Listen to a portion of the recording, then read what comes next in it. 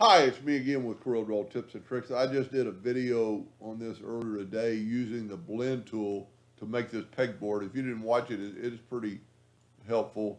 But 20.25 inch holes, half an inch apart, and they needed 13 blends. I've already blended it because I blended it in the first video. But this time we're not going to use blend. We're going to use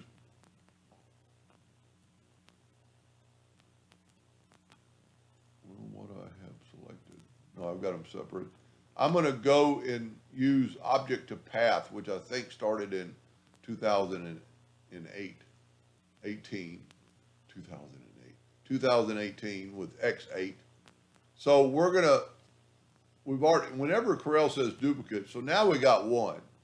Earlier we need 74, we took away two. So we're going to go 173, okay? We want them in the center. I'm going to shift select my path and hit apply. It maybe is taking a little bit longer than the blend tool did, but some of you might find it easier if we go to parallel dimension tool, see we're a half inch apart, and then take this one, which was 50 inches times 2 is 100. Let me take away our measurement. And the one thing I like about this, you can, well, two things I like about it.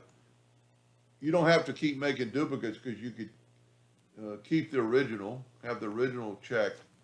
So this time we need to select on that one, hold down the shift. This time we need 100 minus the 1, so we need 99. And what's so good about this, so it is taking a little bit longer. I've still got my original. So then when I go to let's do like one of the middle lines. In case you didn't watch that video, we're going to go to Docker's properties. And that middle line is 65. So that's 100, well, it's really 65, really more. It's closer to 66. So let's use 66, but this time we need this, well, I don't know which one it was. Open the property Docker back up. That's what I was saying in the first video. No, that one's 71, 68. There's our 66. I would nudge that out of the way. And that way you'd have one, you know which one it is, but we're just going to test this theory. So that'd be 130 minus 1 would be 29, because I'm doubling it because they're half inch apart. So grab that, grab your path. I said 129, I think. And we're keeping our original. And you could group all objects that might help. And I'll show you why in just a second. Because we're going to want to get rid of this path. So if we had them all grouped together, we could possibly grab just our item. There's a group at the bottom, 130. We can move it over. Our path's still there. So that might help you,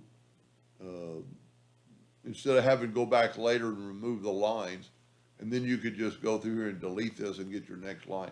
I'm hoping this is making sense.